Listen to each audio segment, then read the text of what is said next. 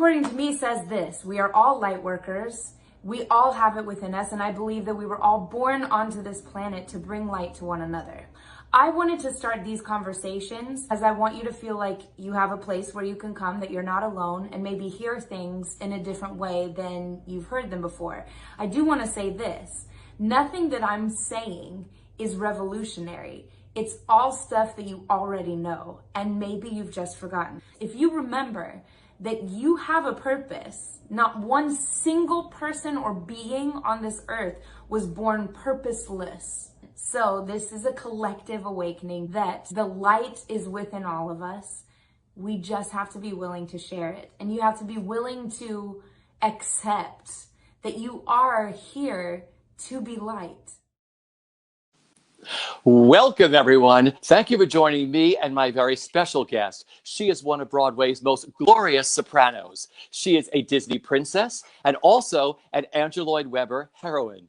You know her from such shows as The Little Mermaid, Masterclass, Les Mis, Love Never Dies, and of course, The Phantom of the Opera. Please say hello to my friend, Sierra Boggess. Oh, Richie, I'm so happy to see you. You have no idea. That clip, we have to talk, that's from your light lessons, which we'll get into later. But I have to tell everybody, if you need a feel-good day, anybody watching, go to sierraboggess.com. Your website is one of the most calming and one of the most beautiful, positive places to be to and go to. Oh, I love that so much. Thank you. Thank you. That was the intention. So I'm really glad that you're receiving it as such.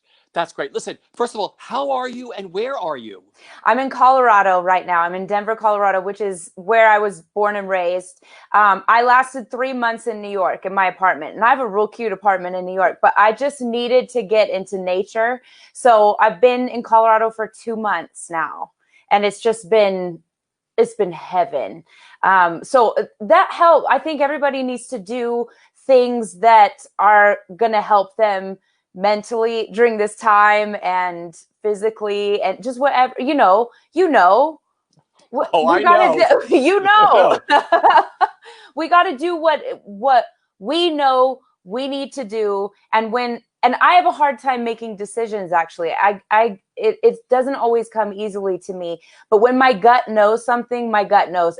And it took 3 months in New York, and I was like, okay, my gut knows I just want to go to Colorado. And we never, as performers too, we never get a chance to have time off to spend like actual quality time with our families. And so I thought, this is that chance. Well, this is our 169th day since the New York theater shut down on March 12th. I mean, what a number when you come to think about it, 169. Where were you, Sierra, when the New York theater shut down? So I'll say this first. The last show that I saw was Six, the musical. Yeah. Imogen Lloyd Webber and I went to see it together, and we were each other's last hug before quarantine happened. We talk about, now I've since hugged my family, but we were our last hug. We said goodbye, and I got on a plane and went to Mexico to go and have some time with my sister in Mexico, my little sister in Mexico. So I found out Broadway shut down when I think I landed in Cancun. And so I was about to have just this time of my life. I didn't know really what was going on. And then I found out my older sister texted me and is like, we've just been told, because she played cello for Mean Girls. Yeah. And she said, we've just been told to come and get our stuff. And I was like, this is crazy. Like, and even so, I didn't think it was going to be as bad as it is. I don't think any of us thought that. I know a lot of the casts and stuff then went out and got drinks, it was like, okay, let's just make the best of this. And in the devastation of what was happening, but nobody knew it was going to be like this, So I was in Mexico. Then once I landed back just 4 days later, that's when I really was like, got it. And we're quarantining. And then I quarantined, and New York did it right. We did it right. That was the place that you wanted to be during this pandemic, because we really did. And New Yorkers aren't afraid to yell at you on the street. It's like, wear a mask, it's like, why aren't you wearing a mask? So it actually was, Yeah, it's weird though, isn't it? It's like a ghost town too. It's sad.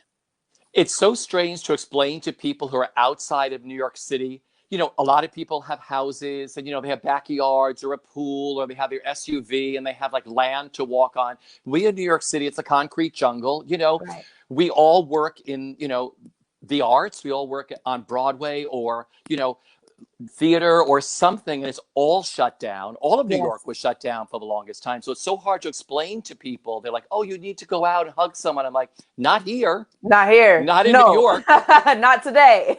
You know, were you able to throw structure right back into your life? Or, you know, everyone I spoke to, they were like, well, you know, I slept for the first 2 weeks because, you know, you're so exhausted from doing 8 shows a week, or especially if you're previewing, you know, to open in a show, it's, you know, you're on this train from rehearsals to tech, to previews, to changes. So they were like, they couldn't fathom what was actually happening for like that first month. Yes, I think for people that were in shows, Yeah. I can only imagine. I remember doing School of Rock when we had that snowstorm and getting to work, and then it's like, no, Broadway's canceled that day, which is the most that we ever know is Broadway's canceled that day, if that ever happens. And I remember being like, oh, I can sleep. I didn't have that experience because I wasn't doing a show at the time. Yeah. So I did go immediately into, I need some structure. Right. And I was very regimented because not a lot changed for me because I was already doing the in-between gigs thing. Yeah. And so a lot of us talk about that too. That's like, for us at the start as artists, we're like, oh, this is quite normal because we are good at managing our time and still, and my amazing friend, Tyler Peck, the principal dancer of New York City Ballet, for those that don't know, an just incredible performer and dancer. She started teaching ballet class for free on her Instagram Live every single day. And I was like, great. So I don't go to my ballet class in the city anymore. That's shut down. My gyms are shut down. So I started doing all my workouts online and Tyler's class online. And so not a lot changed, except I couldn't go outside and I couldn't see my friends. That's when I started to get really, really there. It took me, I was really good for a week. I was in a really good positive space. And then I got really sad. Yeah. And my boyfriend lives in Canada, by the way, so I also can't see him, and those borders are shut. Yeah. And believe me, I would try, but they're shut. And I remember calling him, and I'm like, I'm really sad. Yeah. I feel really sad, and it's like, yeah, because this is what's happening is the normal starts hitting. That's like, oh, it's not normal limbo. It's not normal in between gigs. There isn't an option for there to be an audition for a gig or for your show to get its theater or anything like that. So yeah, it got tough. It got really tough. I think, after that first week or week and a half for me, and you know what I didn't feel like doing was singing. Yeah. Have a lot of people said that? Norm Lewis did. I mean, Norm, Norm and I spoke. Yeah, because, you know, my sister is a nurse, and, you know, every night at 7 o'clock, I have to go outside and bang my pots, and I yell and hoot, and I would release this, like, inner tension. I'd be like, I have that 5-minute window to, like, I felt like I was doing something that was making a difference. Yes, I agree. Yes, I had that same exact thing, that 7 o'clock time became so important for me, and nothing could deter me from it. It was like, I knew that I had 2 things on my schedule that day. 1, Tyler Peck's ballet class, and 2, at 7 o'clock, I'm yelling out my window.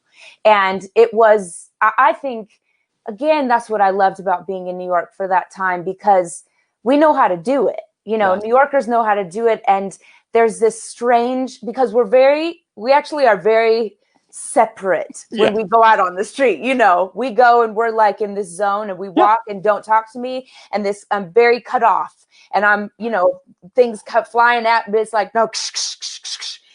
And that 7 o'clock time though was legit just bonding. I'm bonding across the street with some woman hanging out her window I've never seen before. I've never seen my neighbors, you know. Me too, yeah. And suddenly every day at 7, I was like, hi, you know, and she's like, and it was your only interaction with people, you know?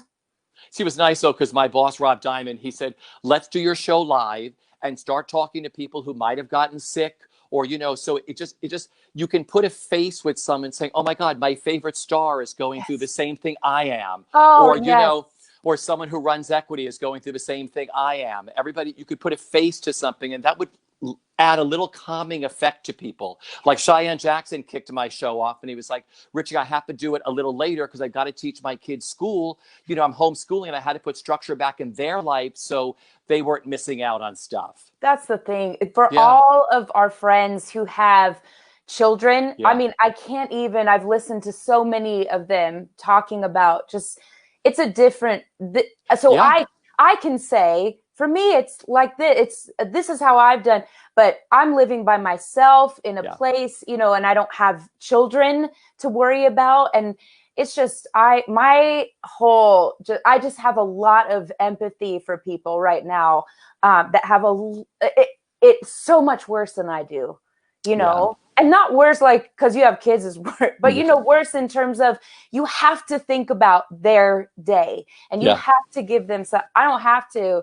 I can be complete. I can care about my day. How am I today? Yeah, totally. What has amazed you the most, and what has frustrated you the most during this pandemic? What's amazed me the most is how I'll just again talk about New Yorkers. It amazed me the most how quickly New Yorkers got it. Yeah. How much we were like, got it. But it didn't amaze me because we do get it. Because we are living always on top of each other. We are also we're also aware that it is our responsibility to take care of one another. So, but that did amaze me. That's like, oh, we're getting it quicker than a lot of places. What was the second half of that question? What has frustrated you the most? I think what's frustrated me the most is people believing that it's at the start that it's a hoax, that, you know, it has frustrated me that people come up with another option than taking care of one another. That blows my mind. That how is that not your first option to how can I take care of someone today? How is that not even a thought in people's heads? That started depressing me because also we were glued to our screen. So there was a lot of information coming at me. And there were things that I was seeing that were sticking, the energy sticking somewhere that just made me feel really, really hopeless. And I don't like feeling hopeless. You know. Yeah, we're the same. I mean, you're such a positive person. I'm such a positive person. You are such a positive person. You know, so it's during this, I always felt like it was like a little bit of eggshells. I'd wake up happy and I'd be like, ooh, there's that little like, you know, there's still eggshells of that uncertainty because we're all A-type personalities. We all work in a business where you're looking for who's my next interview? What's the next opening? What am I doing next? What's been great is living in the moment, especially for me. It's just connecting. It's connecting through a screen, but I can sit here with you. This is my happiest hour of the day is sitting here and connecting with somebody, telling their story. Yes, absolutely. And that's, I think, what it's come down to, because I'm sure like you have been frustrated by the new normal as well, which is we can only connect via screen as opposed to when I see you on a carpet or something and we can hug and then like, all right, So what the new normal is, we connect via screen. Yeah. That started getting me, that hit me recently too. That's like, oh God, this is the new normal. But then I talk about this when I teach masterclass, and I always say, I'm not teaching someone how to sing. I don't know how to teach someone how to sing, but I can help you in a masterclass situation and give you some ideas of how to act a song. But I talk about in their scene work, get off yourself and get on the other, meaning stop thinking about what does this mean to me and who am I and just listen to the other. And that's what I realized in my own frustration about what this new normal is. You know, with my concert that I'm going to do on Sunday, this isn't about me. Yes, people are coming, they want to hear me, but I am assuming that the other needs something and I can provide it, just like you're doing. And it comes from a place of you need something too. You need this connection. But you can provide this, you can facilitate this conversation with us and bring joy to the people for an hour today. Yeah. That's great. Listen, before we get into the concert, I want to ask you, with so much happening in our country during this pandemic, with everyone speaking up about everything from, racial injustice and Black Lives Matter, it's been wonderful everybody finally saying, I'm going to use my voice. And I just want you to tell the people who are watching how important this election is going to be in November and what it means to register and vote and how one voice can make a change. Everything that you heard him say just now, I 1,000 times support that. Every single word that you just said, you articulated it perfectly. It is so, so vital that we register to vote. It is so easy. They have made it as easy as possible. Vote.org or something. Yes. Okay. Just do it. It's our privilege. Yeah. It is necessary. There are people's lives on the line with this election. Literally, their way of life is on the line. So just how we started this conversation, this election is about how to help the other. We are not on this planet alone. We are not in this country alone. You are not in your state alone. We are not alone. And even if you feel alone, you are not alone. And this voting is the way that we come together and we make real change for the voiceless, the people who need us to do this. So let's do it. Let's do it. Let's do it. Get so there. Beautiful. Thank you for that. Yes. Listen, well, this coming Sunday night, August 30th at 8 p.m. Eastern Standard Time, you will be live, then a one-time only rebroadcast on Monday, August 31st at 3 p.m. Eastern Standard Time, doing your virtual concert with Seth Rudetsky as part of his Seth Concert Series. How excited are you? I'm really excited. I got my head around it that this is a way to do this. We're virtual concerting people, and this will be my first virtual concert. So I'm looking forward to that. Just feeling of the live and with Seth is always just delicious, as we know. And I'm excited about the fact that people from all over the world can watch this concert. Everybody, no matter where you are, you get to watch this concert. And I'm really pleased about the rebroadcast at a time that makes a little more sense for my friends in the UK. I know that. So, and also I love that my dates are August 30th and 31st because I'm just obsessed with let's end the month. And let me help you end the month on a positive note and just sing and have stories with Seth. And yes. And then we'll wake up on September 1st and we'll start a new month, maybe with some new feelings of goodness. And I don't know. So I'm looking forward to it. I really am. What can the fans expect? Like, what songs do you think you're going to do? What shows? I mean, what are you going to do? Well, if any fans have watched anything that Seth has done or been to any of the concerts where we do a show with Seth, it's whatever Seth figures out in that moment that he's like, let's hear this, and it's like, oh, or you don't know which voice to warm up. So, but let's for sure, people are going to hear from Phantom and they'll hear from The Little Mermaid. You can't, I don't think there is a world in which I'm allowed to sing a concert without singing Phantom or Mermaid. So I just feel I feel so grateful that the songs that I'm known for or that will be attached to me for life are songs that I love singing and that are necessary in this time right now. I really do. I'm excited about that I look forward to singing the songs that the people I think are expecting. Yeah.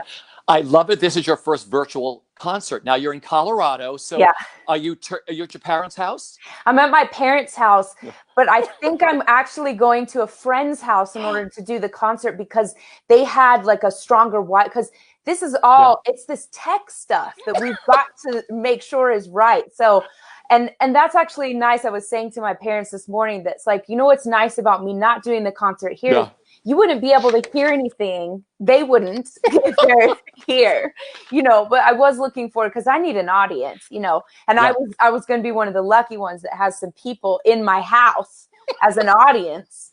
But also, they can't hear anything except when I'm singing a cappella, and who knows, you know? You know, it's so interesting because not only do you have to be the singer, you have to be the tech person. Oh my God, is the Wi-Fi going to go out in the middle? That's right. How is my lighting? That's Where right. am I shooting this from? It's like you can add all these things to your special skills now on your resume. That's like, yes, I am my own tech. And it works for me because I'm very controlling. I like to be in control. So I actually enjoy that's like, I have decided when my sound check is like, they tell me what time my sound check is that they're expecting, but I'm there a half hour early with my set because I very much I like to be in as much control as I can. But it's also being in the zone. I'm like, I love 100%. People. Yeah. Like when you were doing shows, would you love to arrive to the dressing room early? Would you like to get to the theater early? I was there an hour and a half early. I'm also I need to pin curl my own hair. So for the wig prep, we pin curl, you know, and I have a lot of hair, as we see. There's a lot of this. So my personal, you know, leading ladies get to have their hair pin curled for them a lot. I don't enjoy that. I enjoy doing that myself. So this, I guess, is my new pin curling my hair, setting up my ring lights and my all kinds of stuff, figuring out the setting and all those things. Have you picked an outfit? Well, when I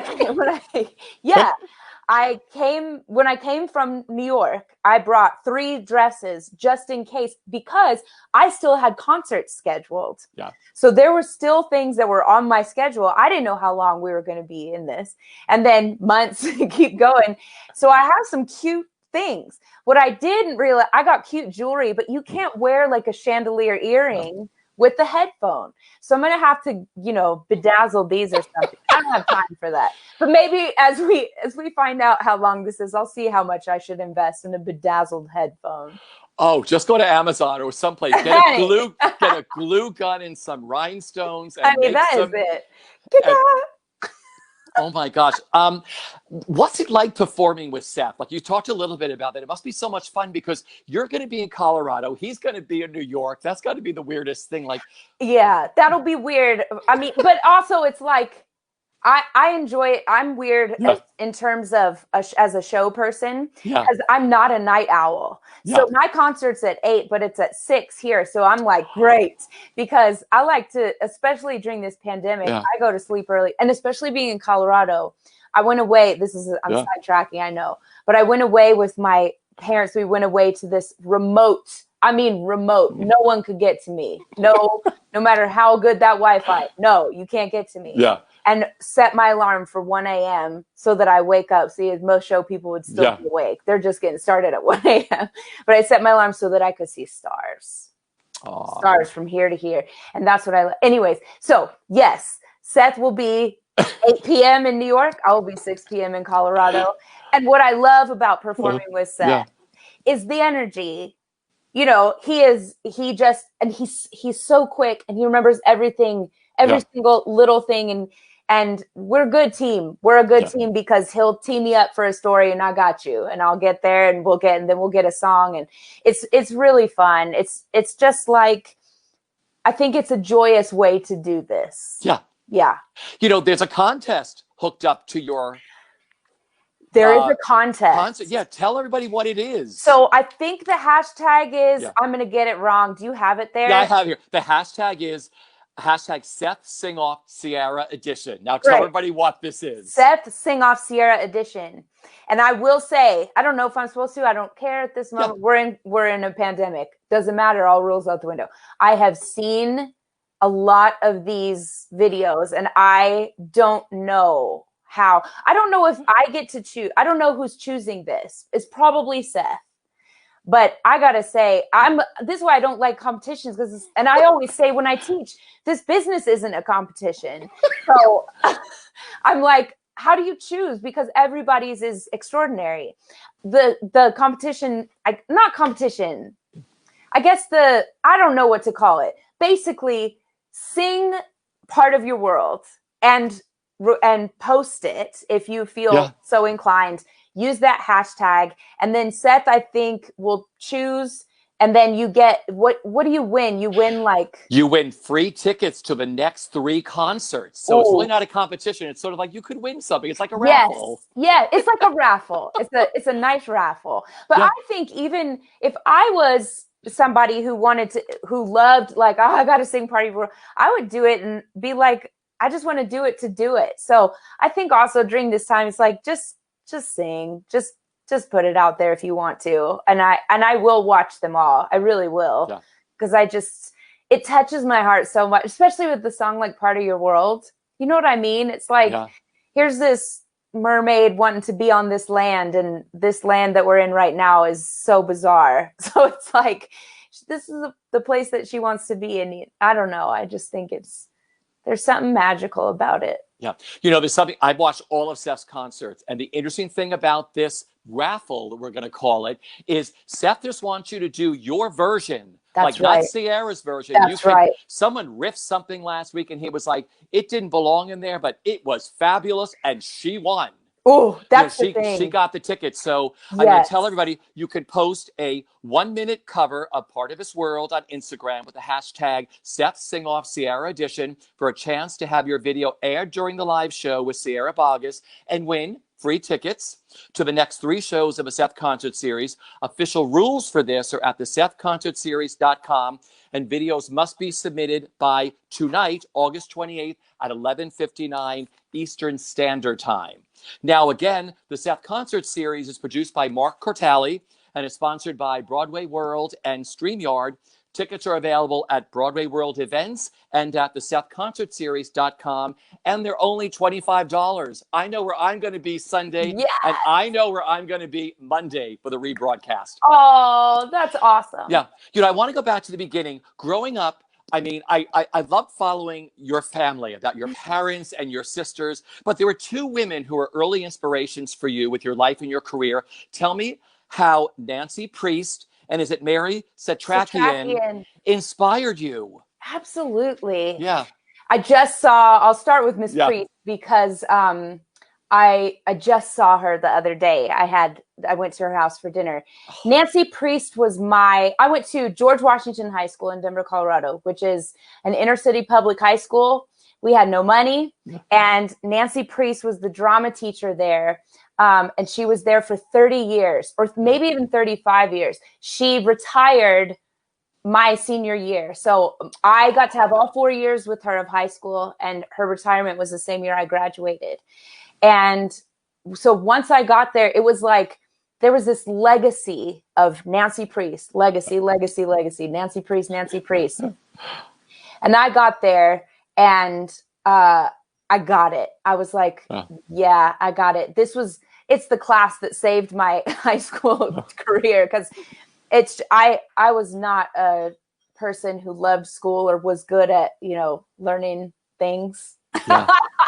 I don't have a brain for math at all. I glaze over. I'm really good at talking about anything, but you talk to me, you put a fraction in this conversation and you will watch me glaze over so fast. I still can't do them. My dad has such a math brain. He's sitting there talking to me outside the other day, just like, oh, and then, and what's so great about this thing is it's 30%. Yeah. I was like,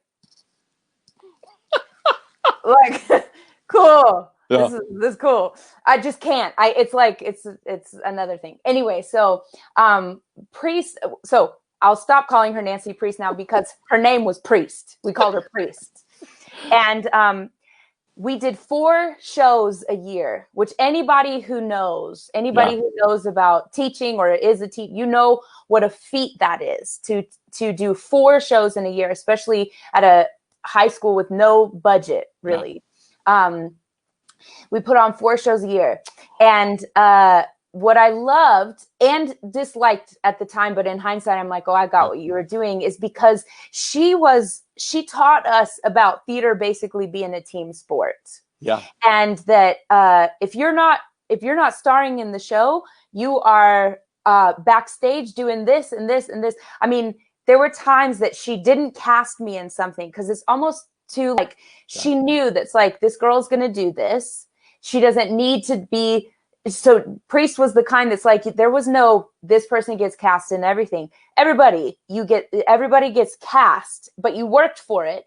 Yeah. And if you didn't, so there was times I was devastated that I wasn't cast. And then here's the crew sign-up sheet. So you learn this, like you're doing your head of lights, or you're stage managing, or your makeup, or your sound, or you're holding the spotlight, or anything. And that's what I learned. Yeah. And so I talk about this sometimes too, that before every single show, we would all stand in the lunchroom, which is our backstage. And we would cross our arms over our arms like this, and we would hold on to the hands next to us.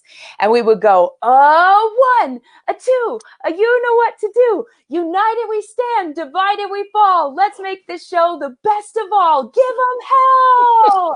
And there's like, whoa, hugging, crying, theater kids. But what I love about that is 2 things. One is that is like this silly chant, but it's all about unity. Let's go out there. United we stand, divided we fall. Let's give them hell. And that's what you loved about being in theater. It wasn't that I never wanted to be the star of the show. I wanted to be the character actress. I really did. I thought I auditioned so hard for Adelaide in Guys and Dolls. That's all I wanted to do. I wanted that part so bad. But no one else could sing soprano. So then I started getting cast in this, like the ingenues. I never saw myself as that. I saw myself as quirky and fun and stuff. So I try and bring that to my ingenue. Anyways, but here's the other part of that bonding experience, because my sisters are both introverts and musicians, and my older sister is a big old Broadway star musician. She hated it because that's a very extroverted thing to do, and be like, whoa, and like, because the musician, it wasn't just the actors, it was the actors and the crew and the musicians. And musicians, they just want to get in that pit. It's like, please don't make me do this. But we laugh about that still. That's like, anyway, so Priest was deeply influential. She also, I had no idea what Broadway was. I just knew that I wanted to perform somewhere. I just loved acting. And I went to New York for the first time with Priest, with our drama class. We took our trip to New York my sophomore year of high school. And the first show I ever saw was Chicago.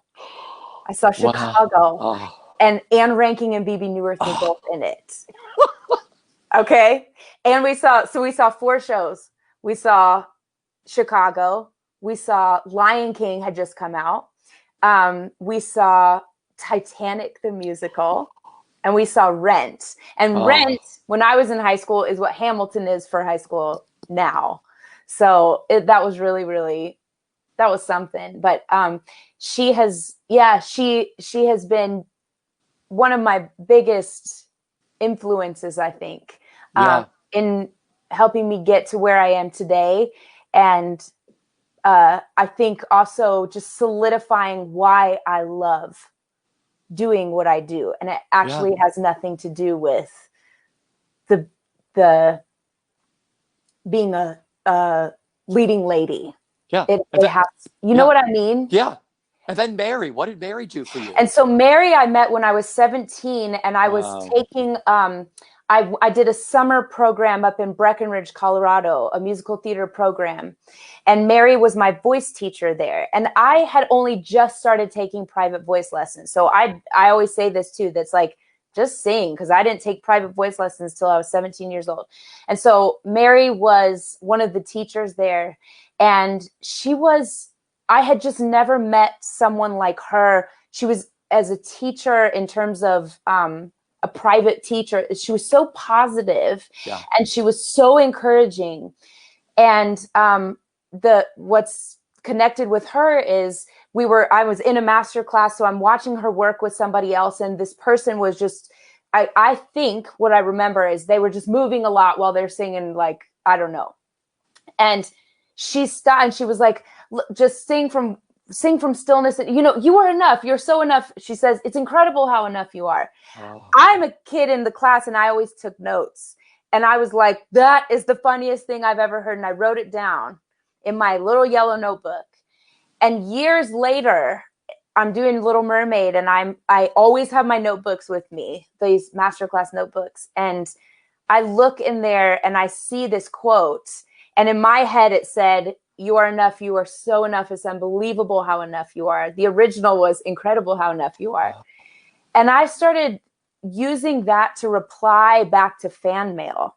So I would, especially during Mermaid, I was getting a lot of people writing to me that were almost talking to me as if I was a therapist. Yeah. Because there's something about Ariel that they connect with on a psychological level, I think, that maybe they don't even understand. And I didn't even put together until I start receiving, I mean, deep, deep things. And I knew that I had a responsibility here. As a leading lady in a Disney show, I can't be the one to ruin Ariel for anyone. That's a pressure, and it's a pressure, and it's a task that I'm glad that I have. But I also knew I have a responsibility to reply in some way, but without being a therapist, because I'm not qualified and I don't want to ruin anything. So I just started writing back their name. "You are enough. Love, Sierra." Because at the end of the day, isn't that just it? You're enough. And then it became my war cry, and it sort of became this thing that's like, just from the place that we are, just who is to say you're not enough? How dare us say that to each other and ourselves, you know? But that's what makes everybody unique, especially in the arts. So whatever they do, don't be a copy of somebody else. Enjoy your uniqueness. That's right. Offer, there's already a Sierra Boggess. Don't be right. Sierra. They can emulate you, but be yourself. I want to talk about your Broadway debut. We have like 20 minutes now to go through sorry, I'm saying many things. No, this is all such wonderful stuff. Okay, so good. many people were supposed to make their Broadway debuts this spring, then the pandemic hit. Like, I was at 6 the night before they opened. I was dressed, ready to leave the house to go to the 6 opening when it all happened. So it's like, I hope everybody gets to make their debuts when the theater comes back bigger and better than ever. Debuts are so special. Yours was as a Disney princess, as Ariel in The Little Mermaid. What do you remember about that opening night? I was on that carpet with you. You were on that carpet. Yeah. I remember you on that carpet because I always remember your energy, and I was like, I like this person. What was that like for you? There's nothing like a debut. That was a big opening night. There is nothing like a debut. And you know what I miss about that is you don't realize what it is when it's happening because it's your debut. And again, because I didn't grow up watching the Tony. I didn't know what this was even until once I was in college, I started understanding what the Tonys were, anything like that. So I didn't know about this stuff. And also when I'm growing up, there isn't YouTube. So a lot of these kids now that I feel like are making Broadway debuts, they've watched people's interviews. They've watched our interviews. They know that's one of the things to look forward to is on opening night of my Broadway debut, I get to have an interview here with Richard Ridge. Like, it's like, I didn't know any of that. So what I remember is just trying to be present and not mess up. I was, and I remember on that opening night that Jodie Benson was in the audience, and I sure didn't want to ruin the song that she made famous. And I remember sort of invoking the energy of her with me, because I like to do that instead of, again, with this, it's not a competition. It's like, invoke the people who've come before, invoke the only other people who can understand that this is the only other person who has sung this iconic song with a lot of pressure, And so I remember that. But I remember my debut, actually, of my first preview was even more powerful than my opening night. Yeah. And so for those that haven't gotten to their opening night yet, but got to your previews, you did it. You did it. You made that debut. And for those that haven't, that were so close and you almost got there, don't worry. It still is possible and it will still happen. And there is no arriving. So you make your Broadway debut. It doesn't change actually anything except that it's a credit. You did it. But the work to get there, all the stuff that you've done to get there, the fact this pandemic happened doesn't take any of that away from you. It takes none of that away from you. You can take that away from you and decide that it doesn't matter. Don't allow yourself to do that. It's okay. It's okay. The work that you did is worth more than even getting to be on that stage. It really is. I will say that. And the people who are like, no, you're crazy. You'll know what I'm saying is so when it happens. That's great. So beautifully put. You know, you have quite a history with the role of Christine and Andrew Lloyd Webber and the Phantom of the Opera. I mean, Christine kept coming back and forth for you. What does that role, those shows, Andrew Lloyd Webber, and I've got to throw director Harold Prince in there. I mean, just the greatest. Yes. What that team and all of this means to you being a part of Phantom and the role of Christine. I feel always just, first thing I go to is I'm so grateful that that's how I got started, because that was before my Broadway debut. I was playing Christine and Phantom in Las Vegas. I'm grateful to have met Jilly and Hal. They shaped a lot of my work ethic. They became two of my like surrogate grandparents almost. They were just invaluable people in my life. We would have lunches and talk, like, you know, it's not just going and doing the work at rehearsal or something, but my work ethic was that it's just, they, I don't know if that was a dying breed of person, you know, and so I like to try and uphold that as much as I can with work ethic. And that role of Christine is just one I get asked all the time, like, which role would you want to do again and stuff. And I want to do all my roles again, because as I get older, I'm like, that's what it was. You know, like you think it's like, oh, that moment was that or something. It's like, oh, I could say this now or whatever. Some people are like, no, I don't want to revisit any of it. And I get that too. But for me, it's like, oh, I always want to keep working at something. Christine, it's so funny. It's like, I don't know that I'll ever be done with that. It's one of the most brilliantly written roles. And the more that I come back to it, and even when I concert with it, I've sung those songs thousands, it feels like, of times. Every time feels like the first time. So I just feel really lucky and grateful to be associated with those shows. Yeah, because I had Norm Lewis here, and Norm was like, it was so great for him first to play your father in The Little Mermaid. Yeah. And then you got to be, when he was the first African-American to do the role on Broadway. I mean, you went in the same night. We were all there. I mean, that was and Hal was there. I mean, everybody was there. I mean, in his box with the family. I mean, what was it like sharing the stage with Norm all over again and entering him into the world of Phantom? Oh, it was awesome. What's hard for me is because I've worked on that show so many times with Julie and with Hal.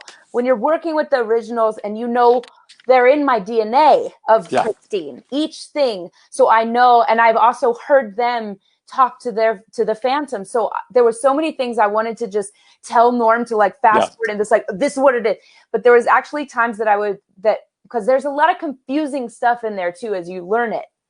And before Jilly and Hal came in to then put their stamp and do their work with Norm and I, there were certain things we would come back from rehearsal and Norm's getting frustrated. And I said, just wait, Norm. I said, just wait till Jilly gets here. It'll make sense. It will make sense, because all Jilly's going to do is show you why you move your hand like this, you know, because every single thing is an iconic something or other, but without being told why or so there were so many things where I was like, I know the answer, but I don't want to say because I want them to say or whatever. But so that was like some technical stuff, but just on the personal level, being with one of your best friends on stage, there is a trust level that we already have a second hand and we got each other. And when, especially doing a show like Phantom, is dangerous. And we know my story. I've fallen through the floor and the whole thing and lost this tooth is fake. And it's great. Now I'm in a pandemic and I'm on camera all the time with my fake tooth. It's great. Theatrical battle scars. I tell you what. Yeah, that's right. But so we know that we're going to take care of each other. And that we got each other's backs first and foremost. So, yeah. Well, I just want to give a quick shout out to some of your Phantoms. You had two in Vegas. You had Anthony Crivello. You had Brent Barrett. You had Hugh Pinero on Broadway. You had Norm Lewis. You had Ramin Karimloo. I mean, Yes. I hope I'm naming most You of them. did. You named them. You named them. And what a roster. Oh my gosh. If you're leading men, you're Those are my leading men. phantoms. Yes. You know, I mean, then you got to do Terrence McNally's Masterclass, which is a masterpiece. I mean, I adore Terrence McNally. You got to share the stage with Tyne, Daly and that. What did you take away? Because that was like your first play, even though you sang, but very dramatic. That was my first play in New York. Yes. And so I remember being terrified. One of my best friends in London, Joe Milton, because I was doing Love Never Dies in London on the West End. And then I got this audition through for Masterclass. And I remember I won't say who this was because I don't want to throw someone under the bus, but it was bad. He was this guy was like, oh, you can't do that. He said, arias take years to learn. That's the kind of aria that takes years to learn. No one ever says like, oh, you'll never be able to. It was like that stuff that you hear stories about. And it's like, what? And so for some reason that fueled me. And I was like, oh, I'll learn it in a week. So I did. And I was like, I went for it. And when I booked that, I was like, I felt good. But that's who the character of Sharon is, that she's like, you said, did someone say no? Great. I'll use that as fuel and get this. But I talked to my friend Joe Milton, who was playing Raoul in Love Never Dies with me, because he's an actor. Like he's he does all the Shakespeare, he does all the plays and stuff in London. And so he helped, and I called him coach, and he helped me a lot through that, just mentally, because we get these blocks that because other people put you in a box. It's the musical theater actors can't do this, which is so silly. Yeah. It's so silly to me because it's silly. But then with Tyne, here's the thing about working with extraordinary people. It makes you want to be better, and it makes you want to, so you don't have time for you got that self-doubt and you've got all that same dialogue going on in your head, but you don't have time to sit and make a home in this negativity and self-doubt. You got to get to it. And because I got to be there for Tyne, I'm Tyne Daly's scene partner, so I better show up. And she is the most generous, hardworking, old school, not old because she's not, but old school in her skill and her work ethic. Again, it's that work ethic. And she also was the kind of leading lady that I want to emulate. She's the one who talked to me about there's a difference between being a star and a leading lady, and she wants to be known as a leading lady. And she never explained what that was, but I got it. And I was like, I see. And I've since come to expand on that. That's like a star has to make sure everything around it is dark in order for it to shine. Interesting. But a leading lady, you make sure everyone's coming with you. A leading man too, it's your responsibility. Everyone, we are doing this. This is, once again, priest, a 1, a 2, a you know what to do. And Tyne Daly would come into each dressing room, no matter what. And this is with Should Have Been You as well later when she played my mom. Yeah. She came into every single dressing room, doesn't matter what part you're playing. She's looking you in the face, seeing your eyes before she goes and does her own prep. Oh. Wow. So I could go on. Yeah, but It Should Have Been You. I love that musical. Brian Hargrove, Barbara Anselmi. I mean, directed by David Hyde Pierce. What a fabulous cast. Yes. I mean, like I said, working with Tyne again, but you must have had such a great time doing that musical. I had the best time, and Lisa Howard was our leading lady for that. And so Lisa Howard and I shared a dressing room. We played sisters. It was the most. It was just the best. And then next door to us was Harriet Harris, my mother-in-law. It was just truly the most exquisite cast. And then of course Montego Glover and who am I forgetting? Nick and David and Josh Grazzetti. The most extraordinary group of people. We loved each other from the start, and we've all heard the thing. It starts from the top. Yep. When David Hyde Pierce is your leader, I don't know a better human than David Hyde Pierce. I really don't. Gentleman, perfect gentleman. That's it. And so it really was an incredible experience, and such a good show. Such a good show with such a good message.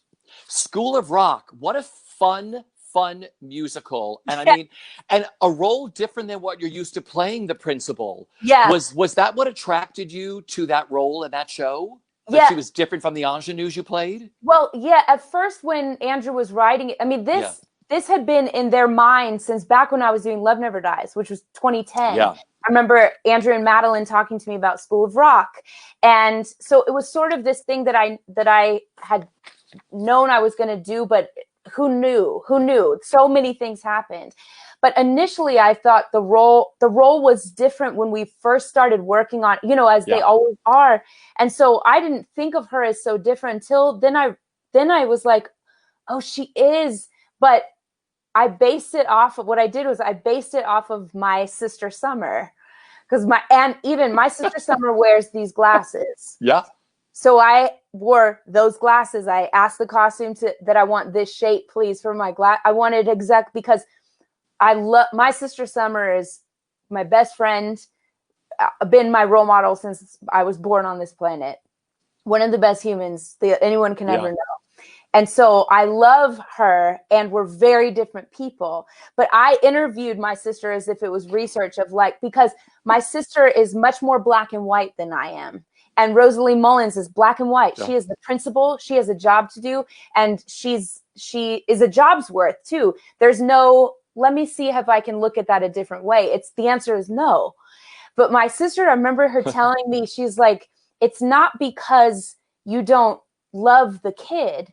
It's because you love them that you're like, no, that will get you in trouble. Like a Dewey Finn coming in. Yeah. That's like, no, this will kill you if you listen to him. That's how serious that type, because this person coming in, it's so, but here's the other thing is at the heart of every Rosalie Mullins is a Dewey Finn. Yeah. You know, so it's not so different than it's just playing humans. Yeah, but you got to play with that powerhouse of Alex Brightman. I mean, wow. Now that was cool. Also, I think more than me playing Miss Mullins, my favorite things about School of Rock were watching Alex Brightman, who was unknown, completely unknown. No one had ever heard of Alex Brightman. Watching him rise to who he is. And stepping into the role of being a leading man. Yeah. That was really awesome to be there for and be a support. That I loved, but I also loved the kids. Oh, so talented. I tell you, I'm like, and I was just saying the other day, I just had a little School of Rock reunion with the women of School of Rock. Yeah. We had a little Zoom reunion. We were saying that's like, do you know the reason to have an Instagram account is so that when you've worked with kids, you get to watch them grow up. Yeah. I'm watching these kids, and I've written for the ones that now have gone on to college, I wrote a letter of recommendation for one. And when I got the thing, I was like, I've known these kids since they were 12 and 13 years old, and now I'm writing them a college thing, or it's unbelievable. It was unbelievable. Now, speaking of School of Rock and the Winter Garden Theater, there is a woman behind me. Yep. She's coming up there. There she is. She is. Did you have Barbara Streisand's dressing room? I had Barbara Streisand's dressing room. Yes, okay, I did. So I'm sure the first second you got that and walked through the door, I mean, I know you adore her more than anything in the world. That's right. What is the connection between why her? What was it? What connects you to Barbara so much? Yeah, I remember falling in love with her. The first thing I ever saw her do was Hello, Dolly. I had it on VHS. And I was obsessed with the way her mouth moved when she sang, I've always been a woman who arranges things. And I was like, what is that? I was obsessed with it. And I was probably 9 years old or something. Now, what I think so that was the start of it. And then I couldn't get enough. I had Barbara everything, just all the movie, everything, CDs and all my mom's records. My mom had all these records. The Christmas album, the Barbara Streisand Christmas album is one of the staples. It's like Christmas doesn't happen until I watch Jim Carrey and the Grinch and I listen to Barbara Streisand's Christmas album. So I had all my mom's albums I would listen to. We would listen. And then when you could figure out how to put them on cassette tapes, that became a thing. That was a project of mine so I could listen to them in the car, On the Walkman. I had a Walkman. You know it. then that Discman came. Why a Discman? What was the point? Might as well have a Walkman because it won't skip. Thank you. You know? Anyway, but you know what I think when I reflect now, I think what I was responding to is that Barbra Streisand was Barbra Streisand. Yeah. There is no one, not one single person that is like her. Yeah. And I think that's the why I connect with this "you are enough" quote. And it goes back to, for everybody who wants to put themselves on tape for this Seth contest that we're having. Yeah. Be your version, your version. Barbra Streisand was no one else's version. She was her version. And the strength of who she is, and realizing that's like being a woman in the time that she was, and being the first woman director to win a thing, and just all kinds of stuff. These are things I didn't realize until I got older. That's like, oh, you know what I was also connecting to on a deep level is that. I love it. I love that you got to have her dressing room at the Winter Garden Theater where she did Funny Girl. And I saw pictures of your dressing room with the candles and everything. And I'm like, everything. But that's the thing. I didn't set that Barbra Streisand dressing room up because that's how every dressing room is. Yeah. There are always framed Barbra Streisand pictures in my room. And so the day that she came to my dressing room when I wasn't there, but she walked in, and I bet she thought it was a setup. Yeah. That it's like someone set this up. But no, that was just Sierra's dressing room. That's how she, I put that inspiration on the wall. That's fabulous. That's great. Well, we are almost out of time, but I have a few more things I want to ask you. I told you before we started, I'm obsessed with your website. Anybody out there, just SierraBoggess.com. It's so beautifully laid out, but the second you get there, you are just writing, you are enough. I mean, it's so calming and positive and inspirational. What did you want to achieve with your website? But I also want to ask you about light lessons.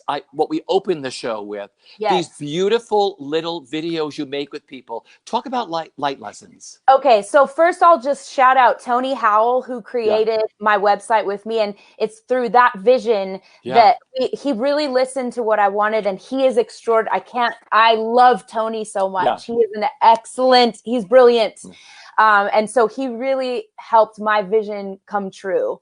And I didn't want it to be like, here's my resume, SierraBoggess.com, even though that's important, like it's got to be in there, but it's sort of like, you got to find it. But I want it to be a "you are enough." And then there's a place in my, on my website that says light lessons, I think under my name. First, it's "you are enough." And you can explore what I mean with the "you are enough" thing, because I think I've been associated with that now as much as I am with Little Mermaid or Phantom. And so then with light lessons, these are little cards that I made a few years ago, actually, 2 years ago, maybe. And they're cards that I developed with my friend Jane Jordan, who runs Fit for Broadway. And basically, I just wanted to have something where you can pull a word and focus on it. Yeah. And these are 20 different words or phrases that listen, or surrender, or be brave, or light worker, or openness, or empathy, or integrity. Positive things that you can focus on. So once the pandemic hit, I wasn't selling them anymore because I didn't feel right about selling product right now. Nobody has a job or any money. So we took that out for now, and we'll see what happens. But I thought, what can I do to bring this online to the people and do it for free? And I saw that it felt to me like there was a need for it. There was a need for just simplicity. And so it was one day, I was just like, great, I'm going to start filming these things. And I did, and I just started, and there's going to be 20 episodes, and we're over halfway through. Yeah. Well, we've everybody, had amazing people on there. Yeah. Oh, it's great. Just for a calming afternoon or whatever, or an evening or a morning, just go to SierraBoggess.com and have a beautiful, beautiful time. That's all I'm going to say. That's awesome. My final question for you is, what have you learned the most about yourself during this pandemic? I think I've learned that that I don't like to stay down for too long. Yeah. I really have. I've solidified that in myself, that the work that I've been doing, therapy, yoga, all the stuff, that I have been doing for years, the work, it has been really, it's good. And now is the time that if you have those tools, you better start using them, you know, and not just have like a bunch of cool quotes everywhere, but really use them so that you don't set up shop or your new home down in the depths. Because, and it's okay to go down. I want to make sure that people hear me say that it is okay to go down, and also hear me say, I go down, but I'm more interested in getting myself back up. But when I go down, I go to, what am I supposed to learn? What's down here to know? But then how can I help? Because as we've seen, going back to your question, what's amazed you the most about this time? Two, what's amazed me is this isn't just a pandemic. You know, this isn't just, there's a COVID. It's also, what do you stand for? Who are you standing for? So we can't stay down in our woe is me too long, because we got to help. We got to get out there to help in whatever way you're called to. Yeah. That's so beautiful. Well, I want to tell our audience once again, Sierra will be live this Sunday night, August 30th at 8 p.m. Eastern Standard Time, and a one-time only broadcast on Monday, August 31st at 3 p.m. Eastern Standard Time with Seth Rudetsky as part of the Seth Concert Series. It's produced once again by Mark Cortali, is sponsored by Broadway World and StreamYard. Tickets are available at Broadway World Events and at the SethConcertSeries.com. And again, they are only $25. Sierra, I've had a blast catching up with you. Oh, me too. Thank you. I've covered all your milestones, all your opening nights since you got here in New York. And but I love that you have always stayed so positive through everything. You too. You too. We do what we do. Listen, everybody, stay safe until the theater is back, bigger and better than ever. We'll see you next time. Take care, everybody.